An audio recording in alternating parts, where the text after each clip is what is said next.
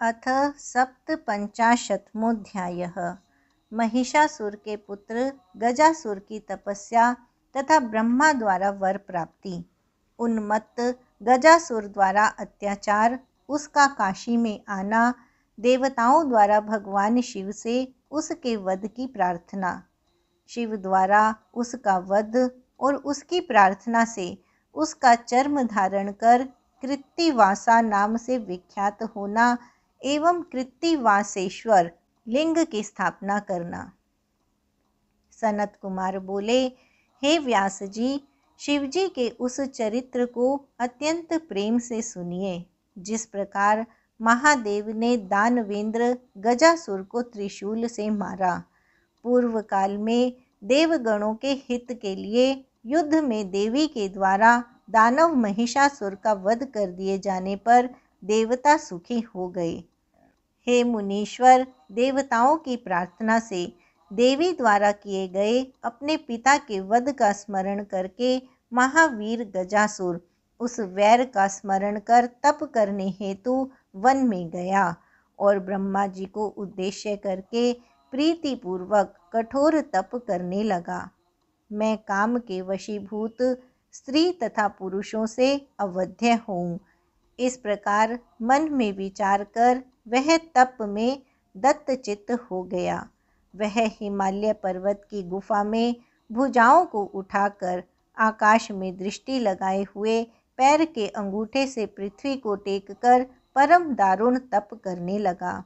वह उदार बुद्धि वाला महिषासुर पुत्र गजासुर जटाओं के भार की कांति से प्रलय के सूर्य के समान प्रकाशित हो रहा था। उसके मस्तक से उत्पन्न हुई तपोमय धूमाग्नि तिरछे ऊपर तथा नीचे के लोगों को तप्त करती हुई चारों ओर फैल गई। उसके मस्तक से प्रकट हुई अग्नि से नदी तथा समुद्र सूख गए। ग्रहों सहित तारे गिरने लगे तथा दसों दिशाएं प्रज्वलित हो गईं। उस अग्नि से तप्त हुए इंद्र सहित संपूर्ण देवता स्वर्ग लोक को त्याग कर ब्रह्मलोक को गए और ब्रह्मा जी से बोले कि पृथ्वी चलायमान हो रही है। देवगण बोले, हे विधे, गजासुर के तप से हम लोग संतप्त तथा व्याकुल हैं और स्वर्ग में स्थित रहने में समर्थ नहीं हैं, इसलिए आपकी शरण में आए हैं। हे ब्रह्मन, आप कृपा कर अन्य लोगों को जीवित रखने के लिए उस दैत्य को शांत कीजिए, अन्यथा सभी लोग नष्ट हो जाएंगे। हम लोग सत्य सत्य कह रहे हैं। इस प्रकार इंद्र आदि देवों तथा भृगु, दक्ष आदि से प्रार्थित हुए ब्रह्मा जी उस दैत्येंद्र के आश्रम पे गए। आकाश में मेघों से ढके हुए सूर्य के समान लोगों को तपाते हुए उसको देखकर विस्मित हो ब्रह्मा जी ने हंसते हुए कहा। ब्रह्मा जी बोले, हे दैत्येंद्र, हे महेश पुत्र, हे तात, उठो उठो, तुम्हारा तप सिद्ध हुआ। मैं तुम्हें वर देने के लिए आया हूँ। अपनी इच्छा के अनुकूल वर मांगो। सनत कुमार बोले, उस दैत्येंद्र गजासुर ने उठकर अपने नेत्रों से विभु ब्रह्मा जी को देखते हुए प्रसन्न होकर वर मांगने के लिए गदगद वाणी से कहा। गजासुर बोला, हे देव देवेश, आपको नमस्कार है। यदि आप मुझे वर दे रहे हैं तो मैं काम के वशीभूत स्त्री पुरुषों से अवध्य हो जाऊं।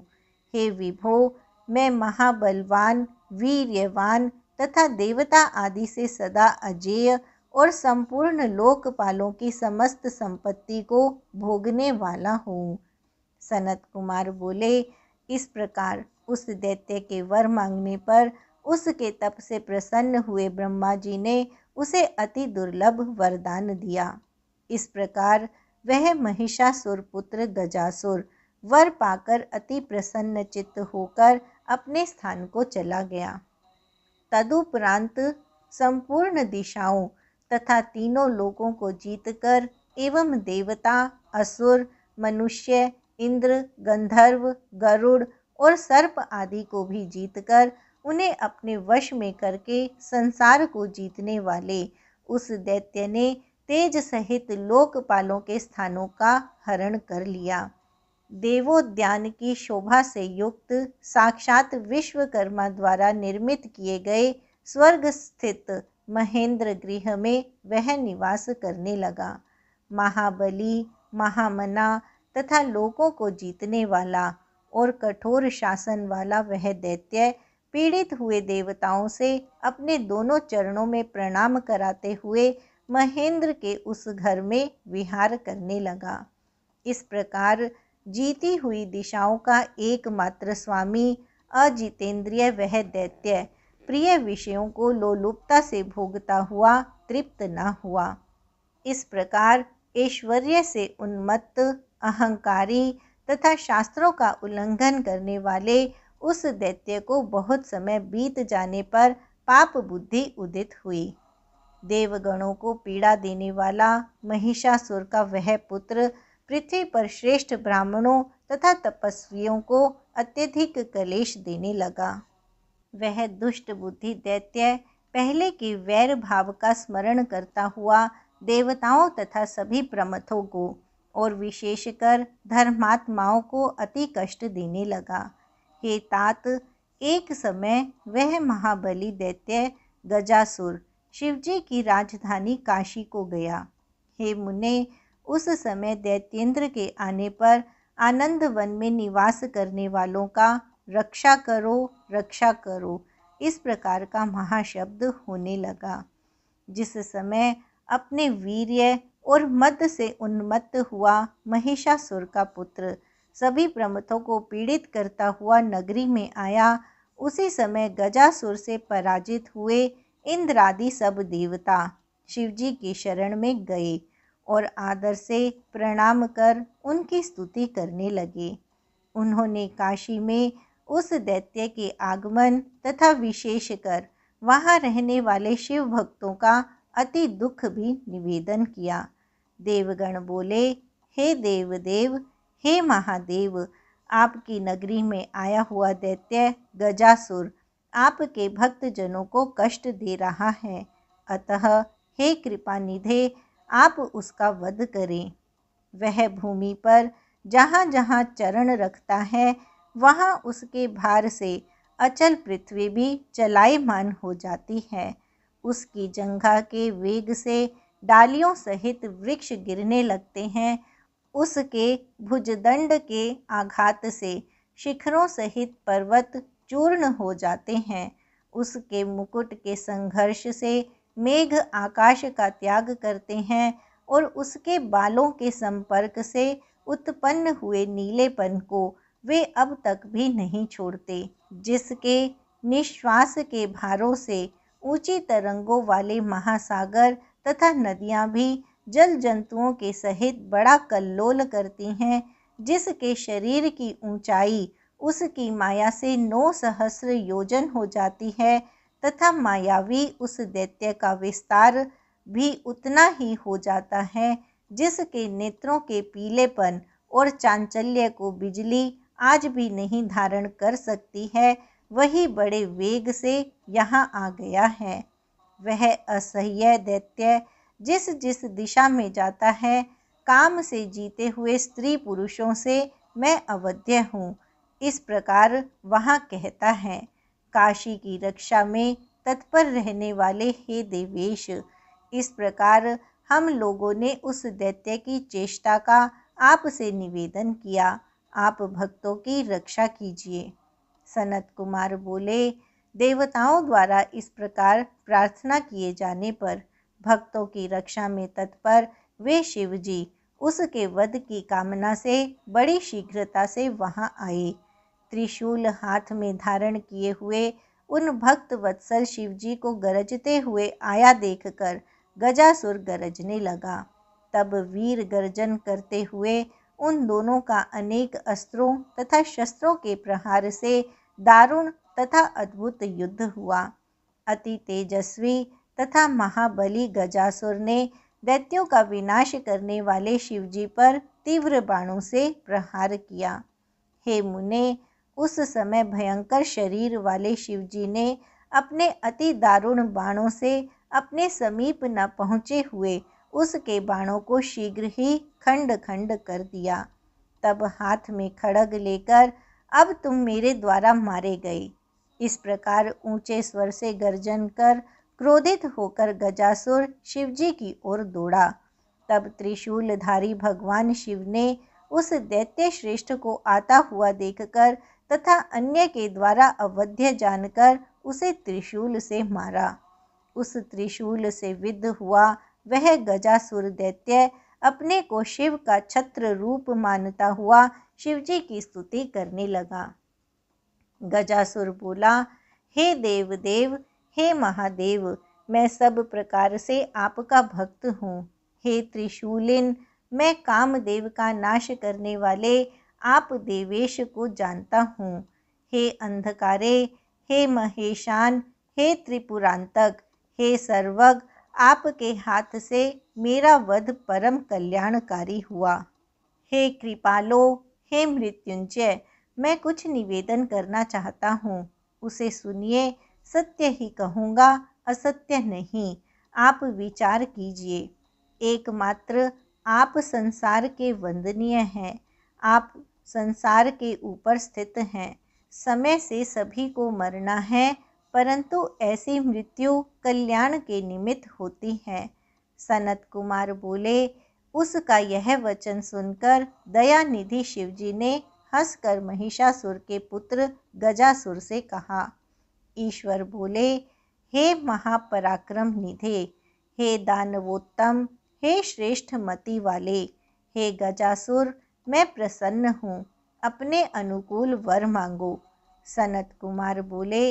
वर देने वाले शिवजी का यह वचन सुनकर दानवेंद्र गजासुर ने प्रसन्न चित्त होकर कहा।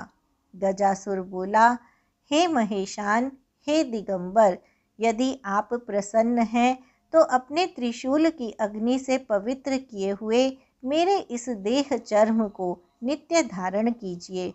अपने प्रमाण वाले कोमल स्पर्श वाले युद्ध क्षेत्र में समर्पित किए गए देखने योग्य महादिव्य निरंतर सुखदायक मेरे चर्म को धारण कीजिए। यह चर्म सदा सुगंध युक्त, अति कोमल, निर्मल तथा अति शोभायमान हो। हे विभो, तेज धूप तथा अग्नि की लपट को बहुत देर तक प्राप्त करके भी पवित्र सुगंध निधि के कारण मेरा यह देह चर्म भस्म ना हो। हे दिगंबर, यदि मेरा यह चर्म पुण्यमय नहीं होता तो युद्ध स्थल में आपके अंग के साथ इसका संग कैसे होता। हे शिवजी, यदि आप प्रसन्न हैं तो मुझे दूसरा वर दीजिए कि आज से प्रारंभ कर आपका नाम कृत्तिवासा हो। सनत कुमार बोले। उसका यह वचन सुनकर भक्त प्रिय भक्त वत्सल महेशान शिवजी प्रसन्न होकर भक्ति से निर्मल मन वाले उस गजासुर नामक दानव से पुनः कहने लगे। ईश्वर बोले, मुक्ति के साधन इस क्षेत्र में तुम्हारा यह पवित्र शरीर सभी के लिए मुक्तिदायक मेरा लिंग होगा। यह महापापों का नाश करने वाला, समस्त श्रेष्ठ लिंगों में प्रधान एवं मुक्ति को देने वाला कृत्तिवासेश्वर नामक लिंग होगा। इस प्रकार कहकर उन दिगंबर देवेश ने गजासुर के उस विस्तृत चर्म को लेकर उसे धारण कर लिया। हे मुनीश्वर, उस दिन बहुत बड़ा महोत्सव हुआ। काशी निवासी सभी लोग तथा प्रमथगण प्रसन्न हो गए। उस समय हर्षपूर्ण मन वाले विष्णु, ब्रह्मा आदि देवताओं ने हाथ जोड़कर शिवजी को नमस्कार करके उनकी स्तुति की।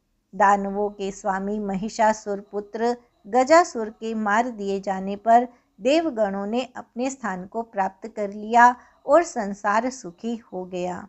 इस प्रकार भक्तों के प्रति दया सूचक, स्वर्ग कीर्ति एवं आयु को देने वाले और धन धान्य को बढ़ाने वाले शिव चरित्र का वर्णन कर दिया गया। उत्तम व्रत वाला जो मनुष्य इसे प्रीति से सुनता है अथवा सुनाता है वह महान सुख पाकर अंत में मोक्ष को प्राप्त करता है। इति श्री शिव महापुराणे द्वितीयायां रुद्र संहितायां पंचमे युद्धखंडे गजासुरवधो नाम सप्तपंचाशत्मोऽध्यायः। इस प्रकार श्री शिव महापुराण के अंतर्गत द्वितीय रुद्र संहिता के पंचम युद्ध खंड में गजासुर वध वर्णन नामक 97वां अध्याय पूर्ण हुआ। अथाष्ट पंचाशत्मोऽध्यायः। काशी के व्याघ्रेश्वर लिंग महात्म्य के संदर्भ में दैत्य दुंदुभि निरहाद के वध की कथा।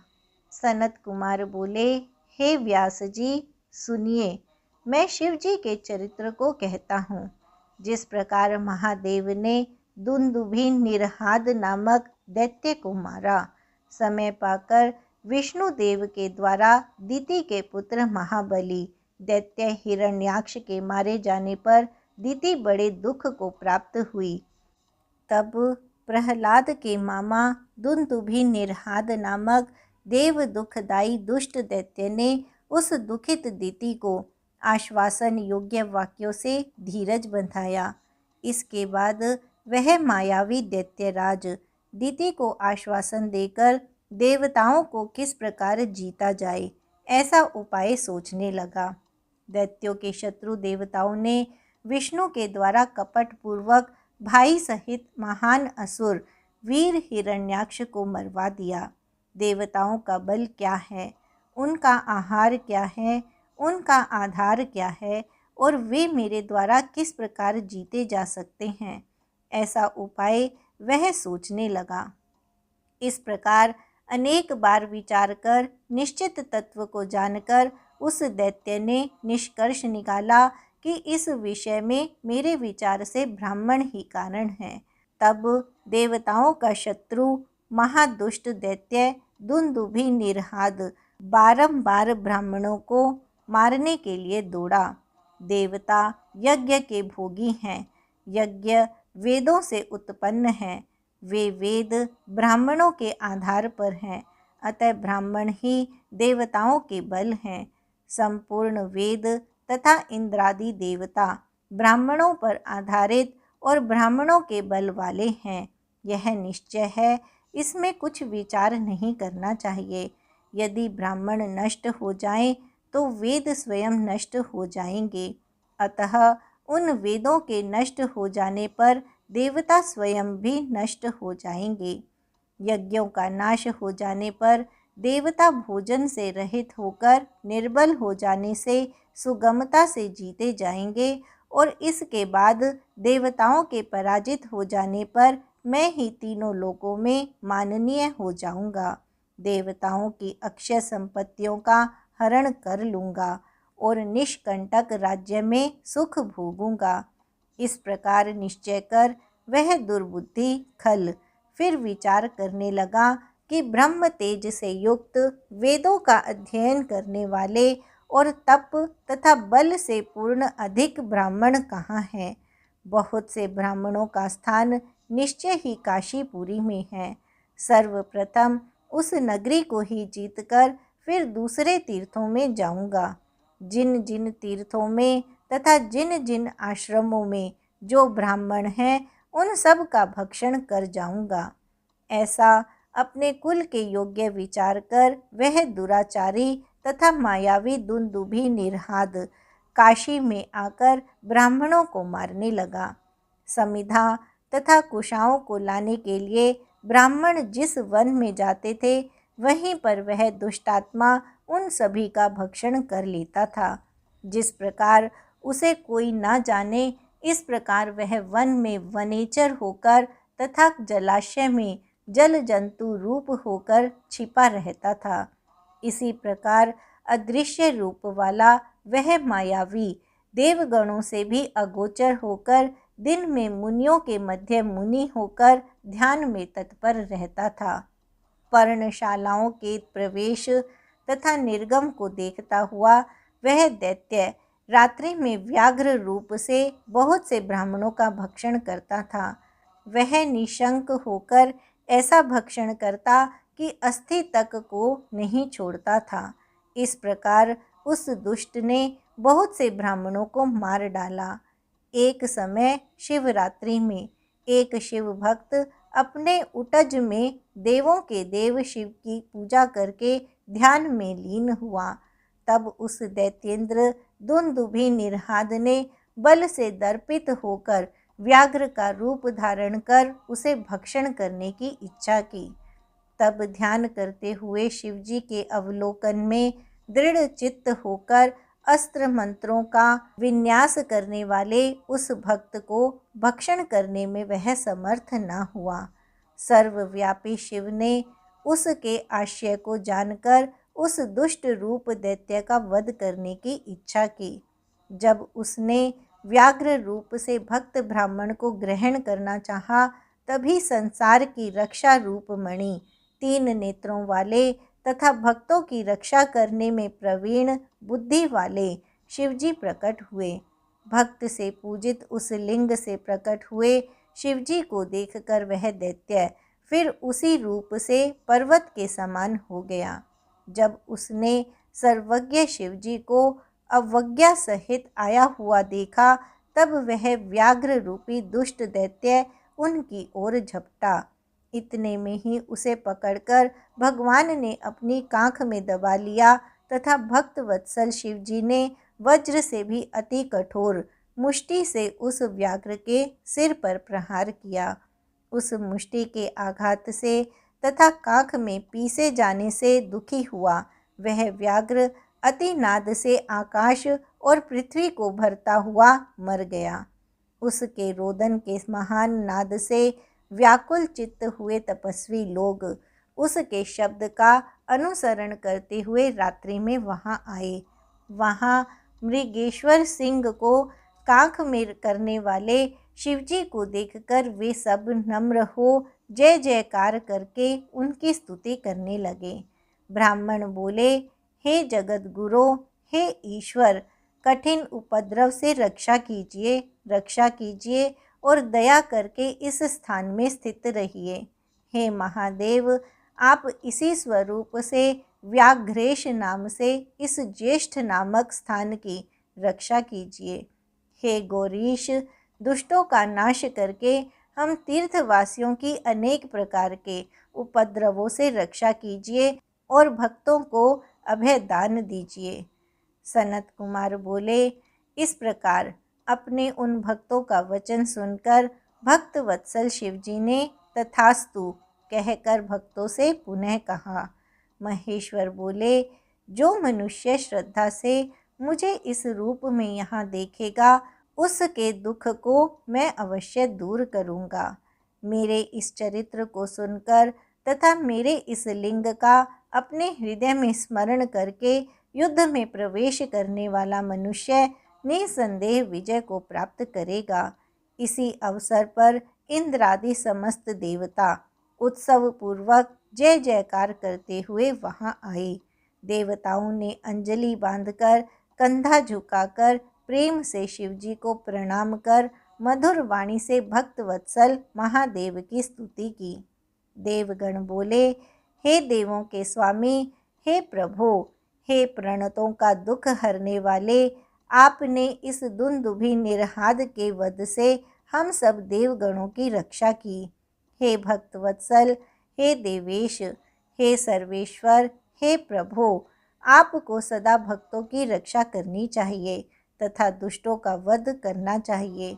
उन देवताओं का यह वचन सुनकर परमेश्वर ने ऐसा ही होगा यह कहकर प्रसन्न हो उस लिंग में प्रवेश किया।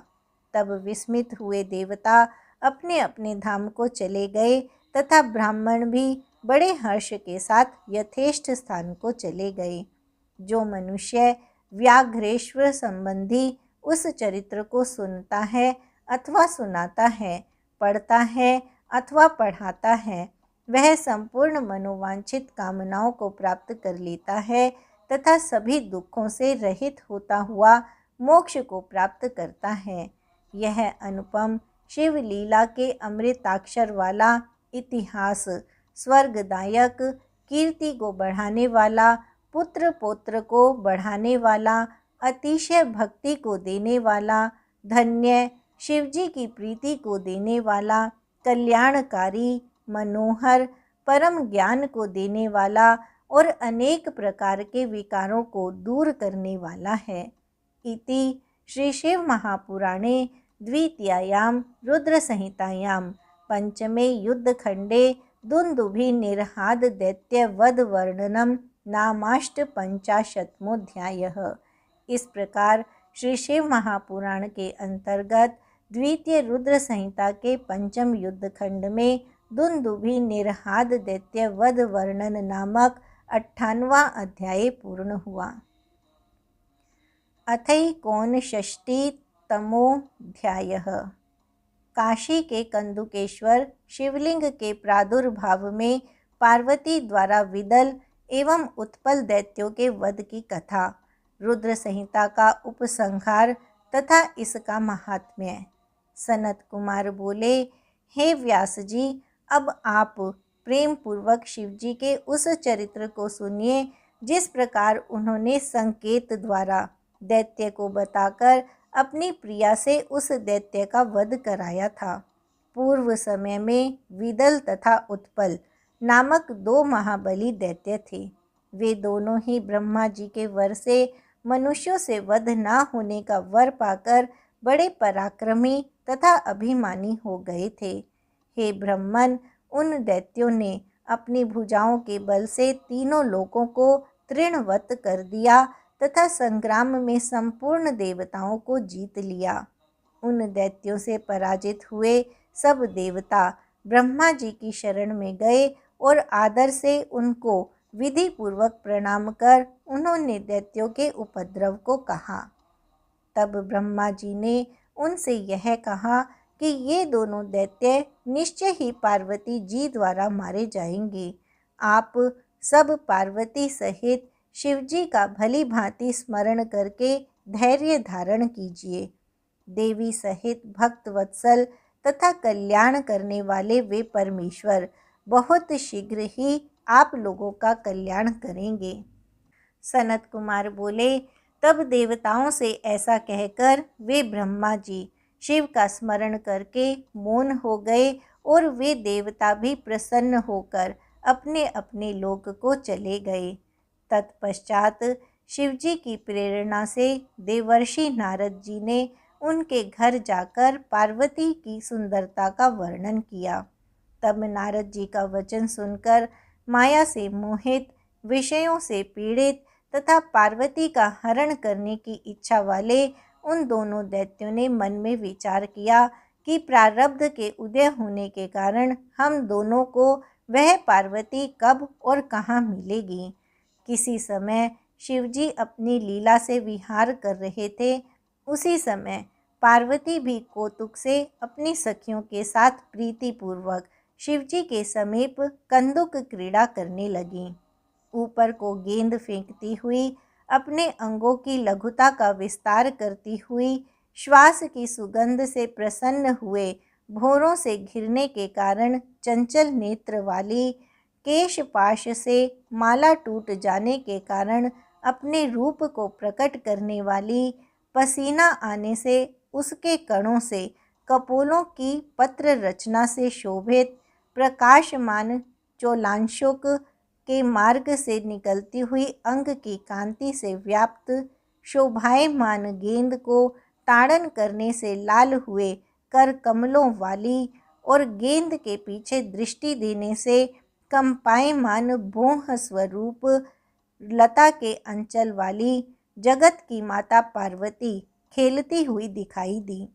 आकाश में विचरते हुए उन दोनों दैत्यों ने कटाक्षों से देखा, मानो उपस्थित मृत्यु ने ही दोनों को गोद में ले लिया हो। ब्रह्मा जी के वरदान से गर्वित विदल और उत्पल नामक दोनों दैत्य अपनी भुजाओं के बल से तीनों लोकों को तृण के समान समझते थे। कामदेव के बाणों से पीड़ित हुए दोनों दैत्य उन देवी पार्वती के हरण की इच्छा से शीघ्र ही शांबरी माया करके आकाश से उतरे। अति दुराचारी तथा अति चंचल मन वाले वे दोनों दैत्य माया से गणों का रूप धारण कर पार्वती के समीप आए। तभी दुष्टों का नाश करने वाले शिवजी ने क्षण मात्र में चंचल नेत्रों से उन दोनों को जान लिया। सर्वस्वरूपी महादेव ने संकट को दूर करने वाली पार्वती की ओर देखा। उन्होंने समझ लिया कि ये दोनों दैत्य हैं, गण नहीं हैं। उस समय पार्वती जी महाकौतुकी तथा कल्याणकारी परमेश्वर अपने पति शिव के नेत्र संकेत को समझ गईं। उस नेत्र संकेत को जानकर शिवजी की अर्धांगिनी पार्वती ने सहसा उसी गेंद से उन दोनों पर एक साथ प्रहार कर दिया। तब महादेवी पार्वती के गेंद से प्रताड़ित हुए महाबलवान वे दोनों दुष्ट घूम घूम कर उसी प्रकार गिर पड़े जिस प्रकार वायु के वेग से ताड़ के वृक्ष के गुच्छे से पके हुए फल तथा वज्र के प्रहार से सुमेरु पर्वत के शिखर गिर जाते हैं। कुत्सित कर्म में प्रवृत्त हुए उन दैत्यों को मारकर वह गेंद लिंग स्वरूप को प्राप्त हुआ। उसी समय से वह लिंग कंदुकेश्वर नाम से प्रसिद्ध हो गया। सभी दोषों का निवारण करने वाला वह लिंग ज्येष्ठेश्वर के समीप है। इसी समय शिव को प्रकट हुआ जानकर विष्णु, ब्रह्मा आदि सब देवता तथा ऋषिगण वहां आए। इसके बाद संपूर्ण देवता तथा काशी निवासी शिवजी से वरों को पाकर उनकी आज्ञा से अपने स्थान को चले गए। पार्वती सहित महादेव को देखकर उन्होंने अंजलि बांधकर प्रणाम कर भक्ति और आदर पूर्वक मनोहर वाणी से उनकी स्तुति की। हे व्यास जी, उत्तम विहार को जानने वाले भक्त वत्सल शिवजी पार्वती के साथ क्रीड़ा करके प्रसन्न होकर गणों सहित अपने लोक को चले गए। काशीपुरी में कंदुकेश्वर नामक लिंग दुष्टों को नष्ट करने वाला, भोग और मोक्ष को देने वाला तथा निरंतर सत्पुरुषों की कामना को पूर्ण करने वाला है। जो मनुष्य इस अद्भुत चरित्र को प्रसन्न होकर सुनता या सुनाता है, पढ़ता या पढ़ाता है, उसको दुख और भय नहीं होता है। वह इस लोक में सब प्रकार के उत्तम सुखों को भोगकर परलोक में देवगणों के लिए भी दुर्लभ दिव्य गति को प्राप्त करता है। हे तात, भक्तों पर कृपालुता का सूचक, सज्जनों का कल्याण करने वाला तथा परम अद्भुत शिव पार्वती का यह चरित्र मैंने आपसे कहा। ब्रह्मा जी बोले, हे नारद, इस प्रकार शिवजी के चरित्र का वर्णन कर उन व्यास जी से अनुज्ञा लेकर और उनसे वंदित होकर मेरे श्रेष्ठ पुत्र सनत कुमार आकाश मार्ग से शीघ्र ही काशी को चले गए। हे मुनि श्रेष्ठ, रुद्र संहिता के अंतर्गत सब कामनाओं और सिद्धियों को पूर्ण करने वाले इस युद्ध खंड का वर्णन मैंने आपसे किया। शिव को अत्यंत संतुष्ट करने वाली तथा भुक्ति मुक्ति को देने वाली इस संपूर्ण रुद्र संहिता का वर्णन मैंने आपसे किया। जो मनुष्य शत्रु बाधा का निवारण करने वाली इस रुद्र संहिता को नित्य पढ़ता है, वह संपूर्ण मनोरथों को प्राप्त करता है और उसके बाद मुक्ति को प्राप्त कर लेता है। सूत जी बोले, इस प्रकार ब्रह्मा के पुत्र नारद जी अपने पिता से शिवजी के परम यश तथा शिव के शत नामों को सुनकर कृतार्थ एवं शिवानुगामी हो गए। मैंने यह ब्रह्मा और नारद जी का संपूर्ण संवाद आपसे कहा। शिवजी संपूर्ण देवताओं में प्रधान हैं। अब आप और क्या सुनना चाहते हैं? इति श्री शिव महापुराणे द्वितीयायां रुद्र संहितायां पंचमे युद्धखंडे विदलोत्पल दैत्यवध वर्णनम नामैकोनषष्टितमोऽध्यायः। इस प्रकार श्री शिव महापुराण के अंतर्गत द्वितीय रुद्र संहिता के पंचम युद्धखंड में विदल और उत्पल दैत्यवध वर्णन नामक 59वां अध्याय पूर्ण हुआ। इति श्री शिव महापुराणे द्वितीय रुद्र संहितायां पंचमो युद्धखण्डः समाप्तः। समाप्तेयं द्वितीया रुद्रसंहिता। श्री शिव महापुराण प्रथम खंड पूर्वार्ध संपूर्ण। ओम नमः शिवाय।